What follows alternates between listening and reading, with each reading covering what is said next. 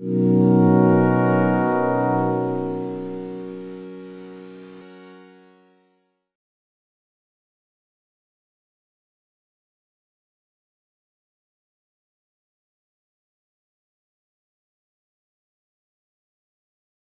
Katie, tell us about your background, how you got here, a little bit about your story before we get into the purpose for discussion today. Sure. So I'm a CPA in Waco, but I graduated from Baylor a few years ago. Went to Houston right out of college and spent about 6.5 years in Big Four down there.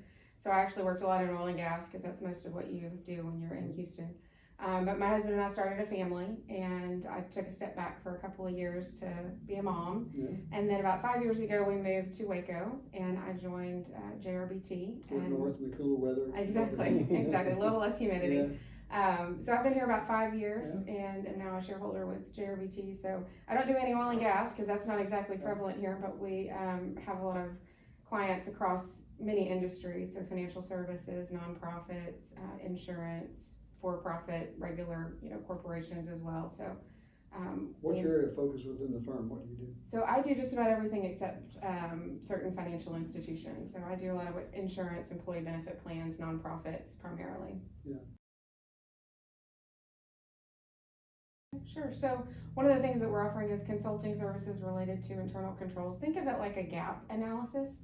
So a lot of times you set up your processes, you have your people in place that are performing certain procedures key to your financial reporting, but maybe you haven't revisited, is everybody in the right role and performing the right function to protect you from possible fraud or someone doing something inappropriate with your assets. And so this kind of a consulting engagement allows us to really tailor for the company which areas you want a real deep dive into. And so we can go a lot deeper than you can for an audit to examine the processes, who's performing those roles, is it appropriate separation of duties, we call it in accounting, and then make sure that you've set up your process in a way that protects the organization in the best possible way. One of our responsibilities as bankers in the community, and even CPAs as well, is we get involved with nonprofit boards and volunteerism, and you name it, we get involved with it. And you mentioned something earlier, being involved with several nonprofits is there's coming out of COVID, you had mentioned there's kind of an 18-month window, and that 18-month window is kind of up. And tell us a little bit about that 18-month window. So a lot of times it takes about 18 months to identify a fraud. And when you think about what we've just come off of with COVID, we had a lot of people with a lot of financial pressures, all those things in the fraud triangle of a rationalization, an opportunity, and a pressure. And with the impact of COVID, the pressures on people personally, there was a lot of companies that could be ripe for fraud going on. And a lot of times it starts small, so it takes a while for that to accumulate, for it to really be identified by an organization. So here we are, about 18 months post-COVID. There's a lot of organizations that I suspect may start scratching their head thinking something may be a little amiss, maybe I need to look into something. So we just want to provide a service and help give a community some satisfaction and some comfort that their processes and procedures are such that they could feel confident that they are protecting the organization in the best possible way from a previous fraud or even one that may come up in the future. It can be anything from, misappropriating is, kind of the official term for taking cash on as it comes in, whether before it hits the financials or after it's in the financials, and then kind of reworking that. Payroll fraud, setting up a fake, person so that you're collecting their payroll checks as well as your own, or maybe someone who has access to pay themselves a bonus and maybe it is or isn't reviewed by someone else. There's all sorts of ways, unfortunately, that if you start thinking like a criminal, you can come up with lots of ways to defraud an organization. And like you said, it's really, we want to put trust in our employees, and doing something like this is not a statement that you don't trust those around you. Really, it's about making sure that those positions are protected, because as an employee, I wouldn't want to have the keys to the kingdom and risk something happening on my dime just because I don't have anyone else that is willing to double check or do a review. Any good quality organization is going to have that system of reviews and checks and balances to protect the individuals. I remember in a retail environment where the sales clerk was taking the credit cards from a customer like you buy and misappropriating. And then when you figured out, hey, I didn't get credit, like they brought something back for credit, I didn't get the credit or some discharge or take off. Well, he or she would fix yours by debiting his. And it was just a Ponzi thing. And some people watch their activity closer than others, and it might take 10 or 3 months to figure out, hey, I don't think that's my charge. I didn't get a blue blazer here. Right. And then he comes back, oh yeah, my fault. And they just did this and created this for years, literally. It ends up being a lot of money. And so that kind of gets back to the systems of, if you were doing a check, you'd like, who has access to point of sale, and credits and all those type of things. And in a checkup of this type, you'll be looking at who has access to certain transactions, and you split them up and those type of things. And the reason it's important, it seems like the people that are most vulnerable are the least likely to think they are. Right. Nonprofits, a lot of times they have people that are passionate about what they do and whatever, and sometimes they've even taken a step back in their career, so they would never consider that. Or small business, family members within small business, those types of things. And they seem to be the ones that need it the most, but they're less aware that they do, because they trust the people. And what you're talking about is setting the system that kind of takes the trust out of it. Right. Types of things. Right. So for instance, I mean, ideally you want to have separation between people who have like custody of your assets, those who are recording things in the financial ledger, those who are reviewing or reconciling. Those are just very broad areas that you would want to separate. And of course that looks different whether you're talking cash receipts, cash disbursements, payroll. Each one of those processes gets very unique as to which of those roles. Obviously, the more people you have, the more opportunity you have to separate. You got to be a little bit more strategic, the fewer people that you have, but it can still be done where you properly segregate those 3 key areas to make sure that if someone has access to 2 or more of those areas, certainly all 3, then they have effectively the keys to the kingdom to do whatever they want, because they get the cash, they can record it, they can reconcile it, and essentially hide what they've done. Sure. So the more you can separate that, the more protected you are.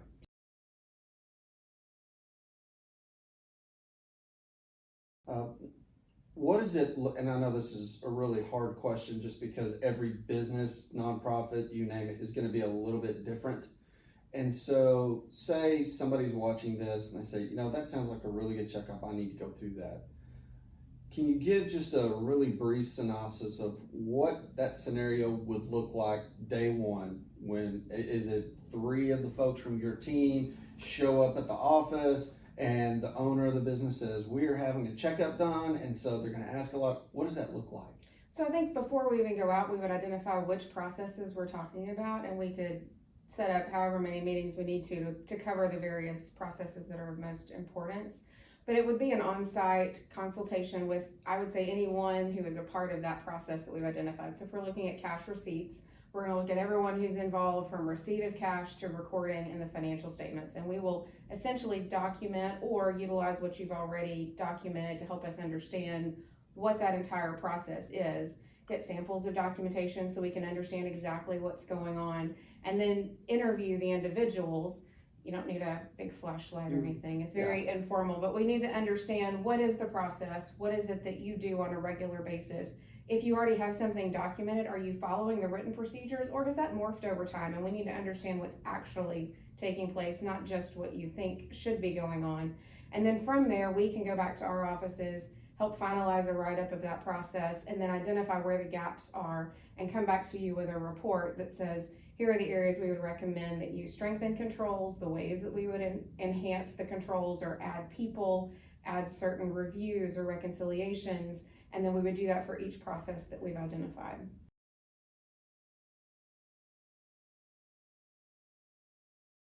A lot of people do not realize, and I didn't realize, that they think they're protected with a financial statement audit. I'm on a board of a nonprofit, they get financial statement audit, they present the audit, everything looks clean, happy to go. One of the biggest risks in nonprofits, more so than private business, but no profits, is because a lot of times they're in fundraising and they're given money from the public rather than selling them something or providing a service. The reputation risk is really the problem.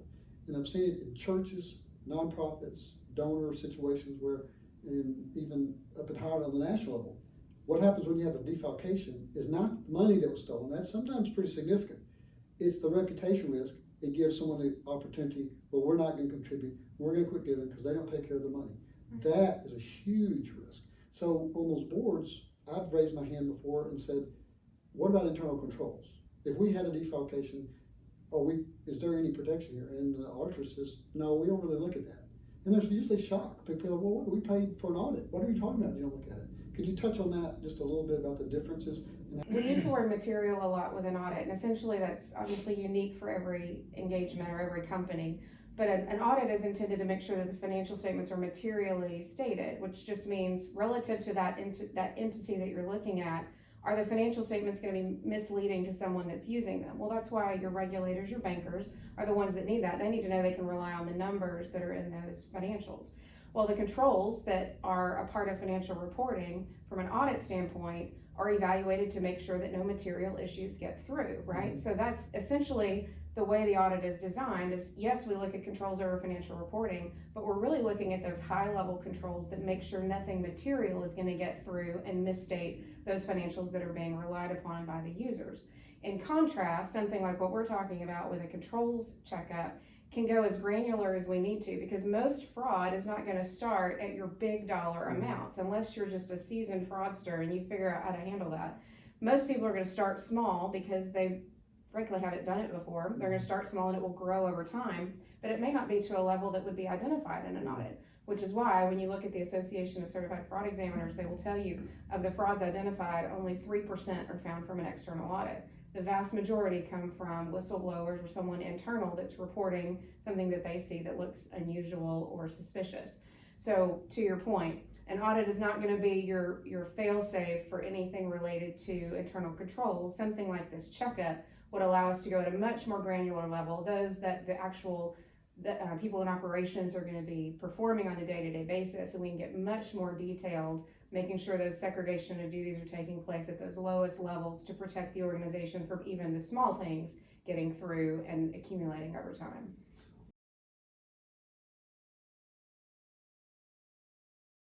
One of the things I've noticed, anytime you have a change in leadership, usually at the C-suite level of a nonprofit or business, things like that, they come in and really look at, the people, are they right seats on the right bus? And not only that, but the technology and the platforms that they utilize. And so what I've personally experienced is when a new CEO comes in and they're looking at the organization as a whole, and they go, okay, well, the people are right. That feels comfortable. They know what they're doing. But since I came from a bigger metropolitan area, I think there's a better tool we can use.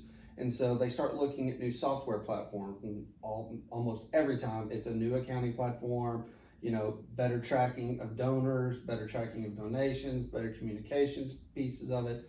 And so is there any time in that process where it's good to bring in a consultative service like you guys provide? Is that annually at, say, a level A, for a lack of better terms? But anytime you have a significant change in leadership, is that a pretty much green light? We probably need to bring somebody in as soon as they get here to make sure we're doing it right. I think that's a good time. I would also say anytime you're adjusting your processes, you're mentioning a new IT system.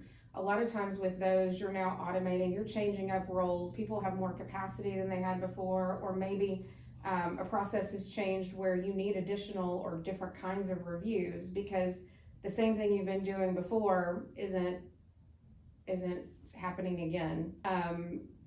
When you're changing up a process, you have the opportunity to really rethink wholesale what people are doing, what responsibilities they're given, and what reviews are needed throughout. So I think as you're changing people, key management levels, yes. I think if you're changing your processes or bringing in key IT systems where things are being overhauled, being automated, you need those extra checks. You need to make sure the system also has limited and locked down those things that people can view, throughout that process as well.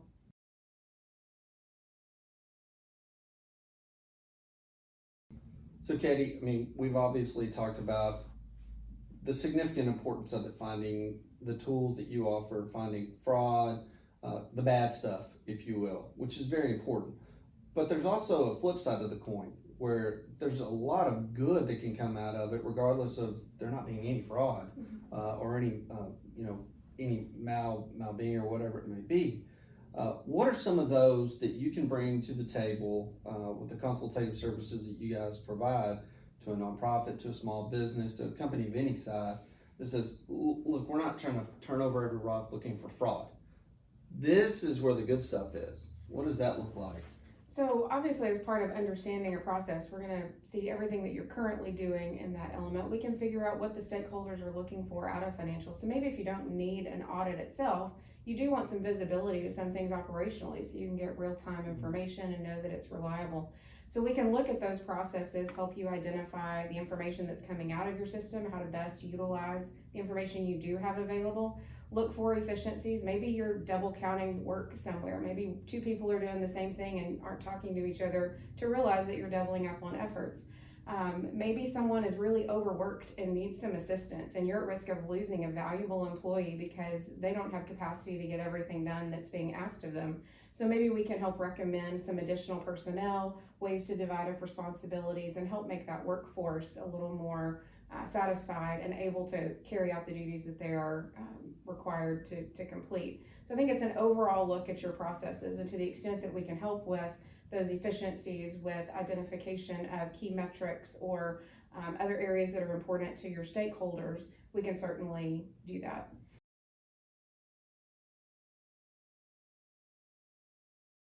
So I know from past experience, and we've gone through similar exercises on a nonprofit board, and we go through similar, not a full consultative process like you're talking about, but we go through it, and we feel just because you got transition to the boards, you've got different folks that roll in, and so we do this every year. Mm-hmm. And so kind of check the box, move on to the next year, and check the box.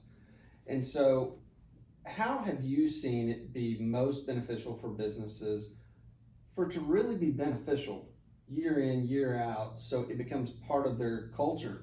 I'll use that phrase because it is a cultural thing, is you got to look at yourself, and sometimes that takes a third party to look at. How have you seen it work best? I know that's kind of a very gray, vague question, but how have you seen those that have gone through the process with you guys? How have you seen those that have been most successful? Take the fraud out of it. You didn't find fraud, it's never been an issue. How have those that have done it best utilized y'all's services? So I think it depends on where you're coming to the service, because if you have a lot documented and you're just wanting to check up on things, then maybe, once a year, every other year would be appropriate, just to double check and make sure things are still operating the way that you had already been set up to operate. We could also do some testing to make sure that actually spot checking through the year that things are in fact taking place the way that they are intended to. I would also say if you don't have any processes documented, there could be a level where we do an analysis of what we recommend to put in place, and then maybe as a future add-on, we document those processes and we make sure that you have procedures in place that you can refer back to for training of new individuals, for making sure that we know what the process is and we can make modifications over time if needed. And then again, maybe an annual revisit of that, or every other year, or certainly, as you mentioned earlier, if you're implementing new processes, new people, new positions, then that can certainly be revisited at that point to restructure what those controls look like.